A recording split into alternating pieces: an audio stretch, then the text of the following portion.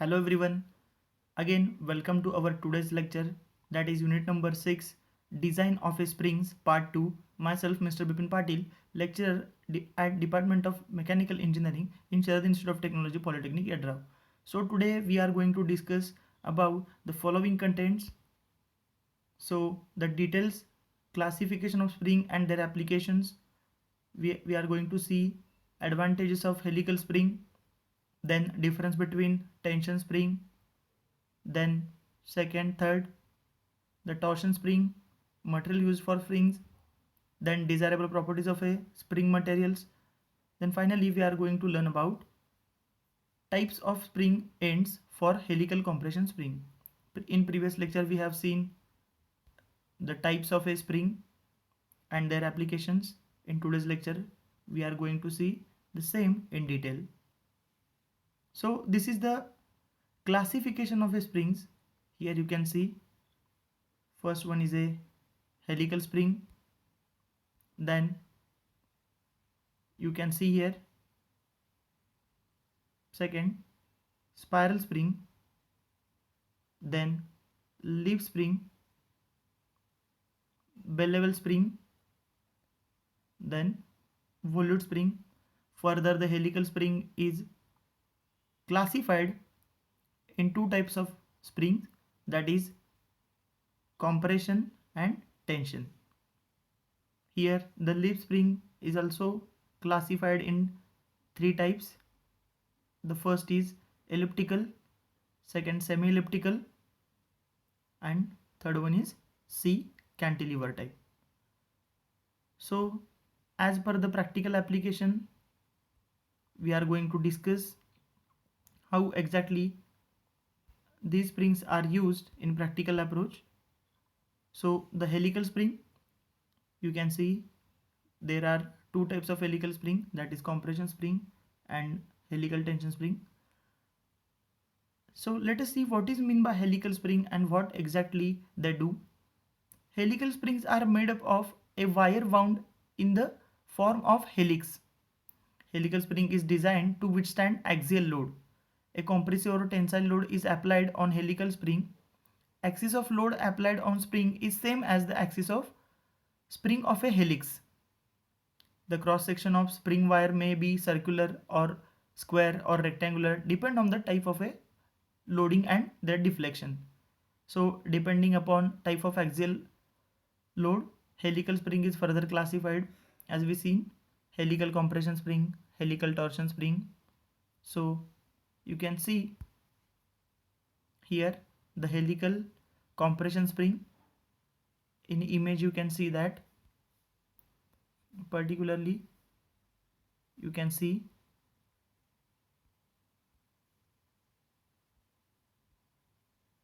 here this one is a compression helical compression spring. Here the helical compression spring having a number of types, that is conical shape, then barrel shape, then hourglass, then constant pitch, variable pitch. You can see here the specific terminology of a compression spring. So this type of a spring is called as a compression spring because the force or a load is acting on an axial center of its helix axis and which is going to compress while it is in working. So it is used to withstand an axial compressive load. Coil of the spring are separate from each other. So such kind of compression springs are used in clutches, brakes, valves, like a IC engine mechanism, then telescopic shock absorbers.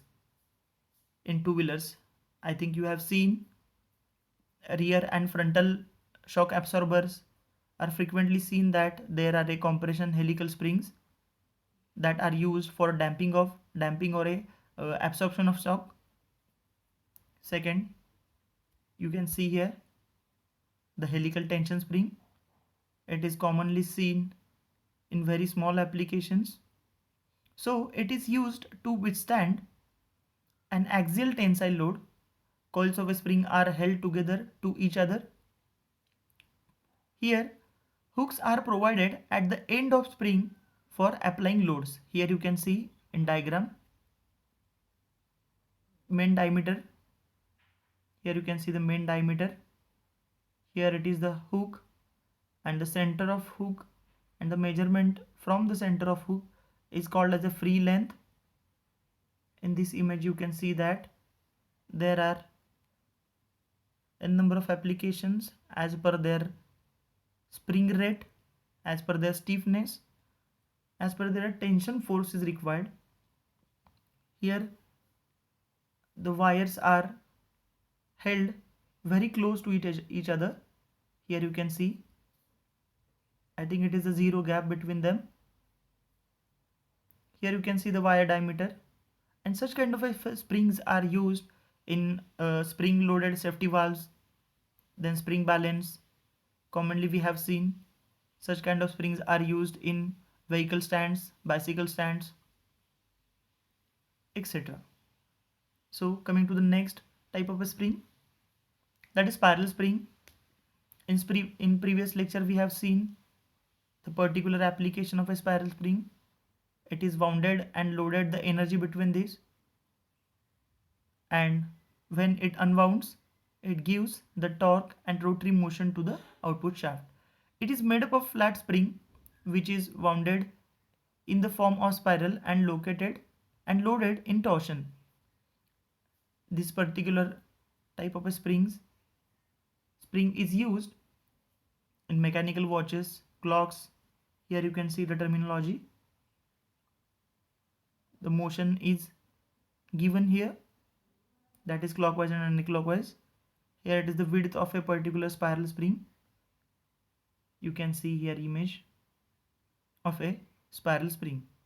Such kind of springs are used in toys. So coming to the next spring, that is leaf spring. Generally it is used in automobile. A leaf spring has a semi-elliptical form. It consists of a number of leaves held together by means of clamp and bolts. Here you can see number of leaves are held together by clamps and by the nut bolts. Major function of a leaf spring is to damp out the vibration or shocks. Here it is given in bold and underlined the function of particular shock absorber, or we can say it as a leaf spring to damp out the vibrations or shocks. Leaf spring is also able to carry lateral loads, brake torque, driving torque, etc. in addition to vibration and shocks. So the particular application of leaf spring: automobile suspension system, shock absorption in railways. So here you can see the rear hanger. Here you can see the rear hanger, spring bolt lock nuts, then the rounded rebounded clips, the center bolt, the camber. These are the spring leaves, spring bolt. This particular spring is hinged. This is the spring eye bush, spring bolt lock nut. So in board question or in university question, there is a question for 4 marks. Draw neat sketch of a leaf spring and label it. For such kind of question, you have to draw this diagram with minimum 6 to 7 names. So next we are going to discuss about the bevel springs. Here in image you can see, in previous lecture we have seen how exactly the bevel springs works. In this image you can see the terminology, how exactly these bevel springs are placed in application. So these kind of springs are used where the high stiffness is needed. In previous lecture we have seen it is used in safety valves, non-return valves, because of its high stiffness. Bell-level spring consists of a several annular disc of a conical shape. Desired load deflection characteristics can be obtained by using these multiple number of conical discs, and these discs are arranged as one on top of another in order to increase the deflection. So the application of such kind of springs where high stiffness is needed in small space. So this is the bell level spring. Here you can see exact drawing of a single bell level disc. Next, the volute spring. In both image you can see the first image is showing how it is looks, and in second image you can see the practical application of a bell level. This is the panzer. In panzer you can see exactly here the volute spring is used as a shock absorber. So in volute spring, coils are arranged in the shape of a frustum of cone, and wire used in the both cross section rectangular as well as circular. When volute spring is loaded axially, each element of spring behaves like a curved bar in a tension. So these are used when load is increasing and higher stiffness is required. So this is the practical application. You can see here this drum is nothing but the volute spring, which is acting in a single side manner. Actually it is also used in a cutting scissor, tree cutting scissor. You have seen it is used in tree cutting scissors also. Those are in both side working manner. So here you can see the single side of a particular volute spring. Next, we can see the difference between the tension spring and torsion spring. So in tension spring, this type of spring is provided with hooks at the ends. Hook may be made by turning whole coil or half of the coil. Here in fourth image you can see. Then in torsion spring, this type of spring is wound in a similar way. Here you can see similar way, and such as a tension spring, but its ends are so shaped that it can transmit the torque. Here you can see. Here also you can see.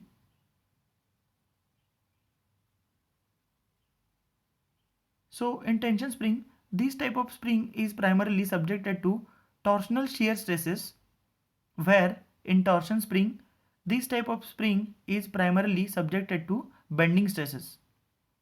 So the third point is this type of means the tension type of spring is used where the constant spring rate is required, but in torsion spring this type of spring is used for the transmitting torques in door hinges, automobile starters, etc. And the fourth difference is the image of a tension spring and a torsion spring. You can see here already we have seen how exactly the tension and torsion springs are. So coming to the next point, that is material used for spring. So take a glance on a material. So first of all, the plain carbon steel having carbon 0.7 to 1%, and second the medium carbon alloy steel are used for the spring.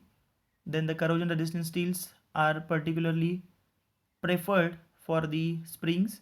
Then non-ferrous spring materials such as phosphor, bronze, nickel alloys and beryllium copper, these are also prepared for the springs.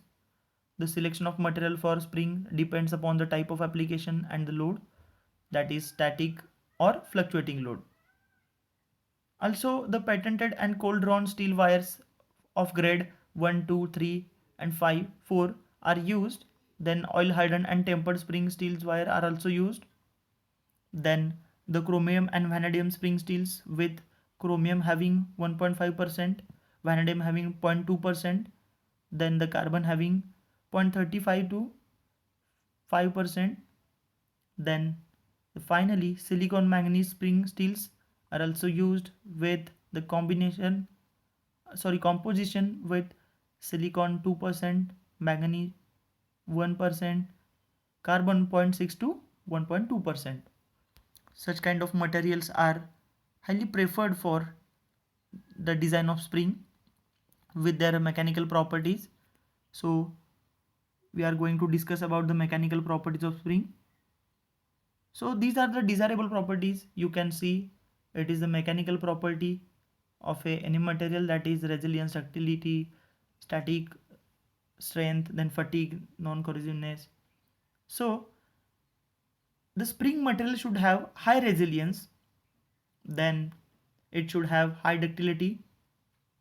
Third, it should have high static strength, then it should have high fatigue strength so that it can stand with number of working cycles. Then the non-corrosiveness, which is mandatory. I think you have seen in application like safety valves or any moist applications in yachts or in ships, springs are subjected to extra corrosion so that the material should have non-corrosive property. So coming to the next point, that is the type of spring ends for helical compression spring. As we earlier seen this particular image in first lecture of a design of spring, we have taken a glance. So today we are going to discuss such kind of ends in detail. So the first helical compression spring, as you can see here, the first one is plain ends, then second plain and grounded ends. You can see the front view as well as the top view. And third one, square ends which are grounded. Then the fourth is square end and square and grounded ends. The fourth one is. So these are the four types of ends for helical compression spring. Let us see once again the plain end, first one, the second one in plain and grounded end, you can see here. Then the third one is square ends, having the square end. Here you can see how exactly it look like in top view. Then the fourth one is square and grounded ends. The top view is look like this. So next, the commonly used spring ends are of four types, that is we have seen the plain end. In this type, the load axis does not coincide with the axis of spring coil, hence they are not much used in practice. So the first one is not used in practical applications because of the fluctuations. Actually that doesn't match with the axis of a load, axis of a spring coil with the load axis. So the second one is plain and grounded ends. In this, grounding the ends eliminates the drawback of a plain ends. The total seat area is sufficient for providing the spring support. Here you can see, here it is supported flatly and grounded to the base. So the third squared ends, the third one is squared ends. In this, the end coils are pressed such that they become square to the axis of spring. Due to this, the total seat area for spring support increases. But as the ends are not grounded, the proper seating is not available. Only making square doesn't make it proper working, so that we have to make it grounded as well. make it square. So you can have the drawback of its deflection also, because of seating is not provided. So in final type we have seen that it is made squared as well as it is grounded. So this is the new approach and it is safe for axial loading. So such kind of ends are widely used in helical compression spring. The fourth one is widely used in helical compression springs. Coming to the next point.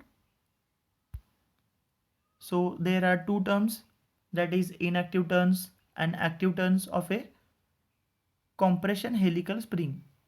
So let us see what is meant by inactive turns and what is meant by active turns. So here the portion of coil which is in contact with seat and do not contribute the spring action. So suppose you have taken one spring and pressing it with your thumb and your pointer, and you can see first and last one is not in action, but in middle you can see the movement of a particular coils and you can see changing their pitch. So it is said that the first and last one is inactive and in between coils are active, such like that the portion of coil which is in contact with the seat and do not contribute in spring action, it is said to be inactive. The turns involved are called as inactive turns. Inactive turns may be 0 to 2 depending upon the type of a spring ends. So as per the type of a spring ends, there are different formulas for the active turns. So let us see what is meant by active turn and what exactly the types and what exact the active turns are. Here you can see the active turn. For plane, the turns which take part in spring action are called as active turn.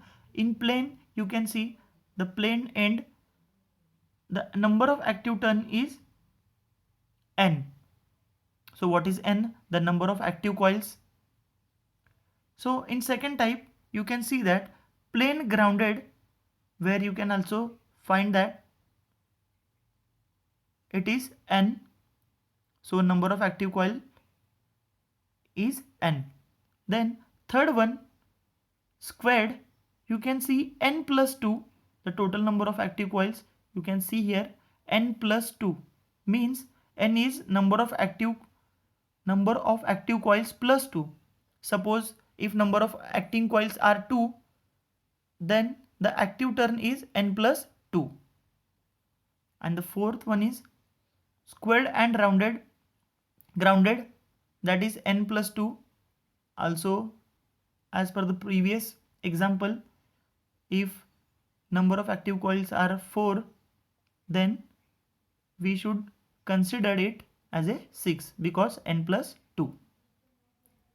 So this is the active turns calculation. You can see here how to calculate the solid length, how to calculate the free length for particular type of ends, that is plane end, plane grounded, squared, as well as squared grounded.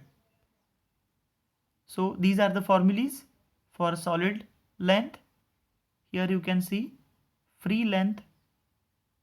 Okay, these are the 4 types of a helical compression spring end.